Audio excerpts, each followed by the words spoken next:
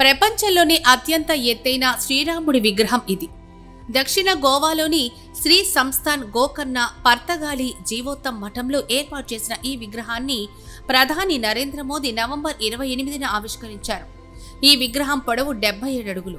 గుజరాత్లోని statue of unity Sardar Vallabhbhai Patel విగ్రహాన్ని తీర్చిదిద్దిన శిల్పి రామ్ సుతార్ ఈ విగ్రహాన్ని కూడా తయారు చేశారు.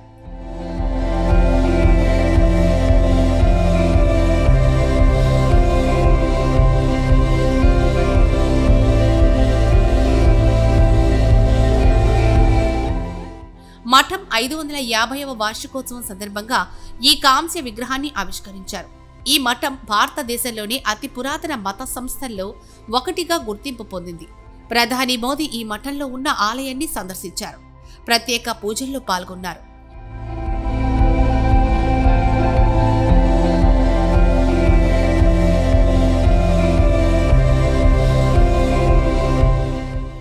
భారతదేశం ఒక అద్భుతమైన సాంస్కృతిక పునరుజ్జీవనాన్ని చూస్తోందని ప్రధాని మోదీ అన్నారు. అయోధ్యలో రామాలయాన్ని పునరుద్ధరించుకున్నాం, కాశీ విశ్వనాథ ఆలయాన్ని పునరుద్ధరించుకున్నాం, ఉజ్జయినిలో మహాకల్ మహాలోక విస్తరణ జరిగింది. ఆధ్యాత్మిక వారసత్వాన్ని పునరుజ్జీవింపజేసే దిశగా దేశం ఎలా మేల్కొందో ఇవన్నీ సూచిస్తున్నాయి. రామాయణ సర్క్యూట్, కృష్ణ సర్క్యూట్, గయలో అభివృద్ధి పనులు, కుంభమేళను అపూర్వంగా నిర్వహించిన తీరు నేటి భారతదేశం తన సాంస్కృతిక గుర్తింపును పునరుద్ధరించే దిశగా సంకల్పం, విశ్వాసంతో ఎలా ముందుకు తీసుకెళ్తుందో నిరూపిస్తున్నాయి. ఈ మేల్కొల్పు భవిష్యత్తు తరాలను వారి మూలాలతో అనుసంధానించడానికి ప్రేరేపిస్తుందని మోదీ అన్నారు. साथियों, आज भारत एक अद्भुत सांस्कृतिक पुनर्जागरण का साक्षी बन रहा है.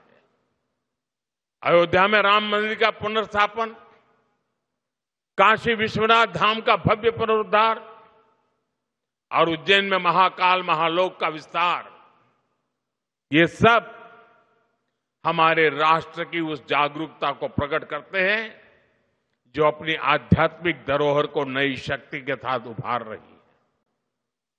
रामायण सर्किट, कृष्ण सर्किट, गया जी के विकास कार्य और कुंभ मेले का अभूतपूर्व प्रबंधन, ये सभी उदाहरण बताते हैं कि आज का भारत अपनी सांस्कृतिक पहचान को नए संकल्प और नए आत्मविश्वास के साथ आगे बढ़ा रहा है. ये जागृति भविष्य की पीढ़ियों को अपनी जड़ों से जुड़े रहने की प्रेरणा देती है. అనంతరం మోదీ ఉడిపిలోని ప్రసిద్ధ శ్రీకృష్ణ మఠాన్ని సందర్శించారు. ఈ సందర్భంగా లక్ష కంఠ భగవద్గీత పఠనంలో పాల్గొని గీతా పారాయణం చేశారు. గీతలోని 10 శ్లోకాలను అలవోకగా పఠించారు. ఈ సందర్భంగా మఠాధిపతి సుగుణేంద్ర తీర్థులు మాట్లాడుతూ ప్రధానిపై ప్రశంసలు కురిపించారు. మోదీని అర్జునుడు అంటూ కొనియాడారు. భారత భాగ్య విధాత అనే బిరుదులు ప్రదానం చేశారు. विश्व गीता पर्याये विश्व नायकः आगतः इति सार्थकम् इति अस्माकम् आशयः वर्तते. तादृश नरेंद्र मोदी महोदय द्वारा धर्मरक्षणं भवतु इति अस्माभिः प्रार्थना क्रियते. शास्त्रे धर्मो रक्षति रक्षितः इति घोषणं कृतम्. अस्माभिः मोदी रक्षति रक्षितः.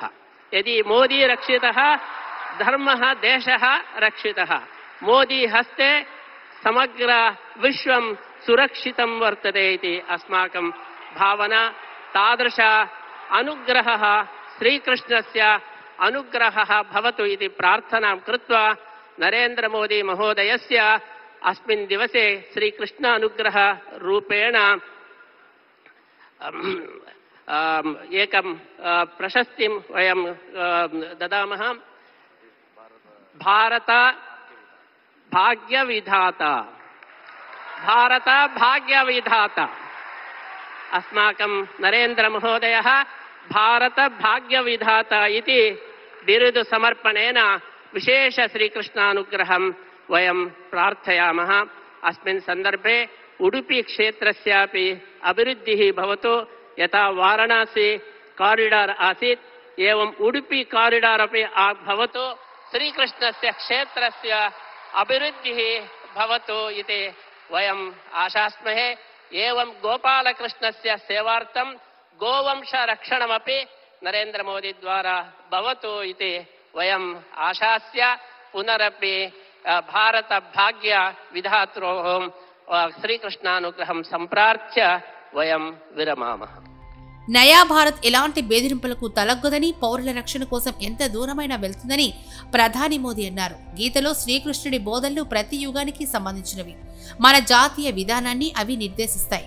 ప్రజా సంక్షేమం కోసం పనిచేయాలని కృష్ణుడు బోధించాడు అని మోదీ అన్నారు.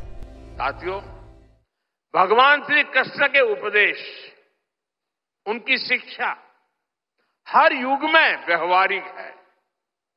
गीता के शब्द सिर्फ व्यक्ति नहीं, राष्ट्र की नीति को भी दिशा देते हैं। भगवत गीता में श्री कृष्ण ने सर्वभूत हिते रताः ये बात कही है। गीता में ही कहा गया है, लोक संग्रहम एवापि संपश्यन कर्तुम अहर्षि। इन दोनों ही श्लोकों का अर्थ यही है कि हम लोक कल्याण के लिए काम करें। अपने पूरे जीवन में जगत गुरु मध्वाचार्य जी ने इन्हीं भावों को लेकर भारत की एकता को सशक्त किया। साथियों, आज सबका साथ, सबका विकास, सर्वजन हिताय सर्वजन सुखाय, ये हमारी नीतियों के पीछे भी भगवान श्री कृष्ण के इन्हीं श्लोकों की प्रेरणा है।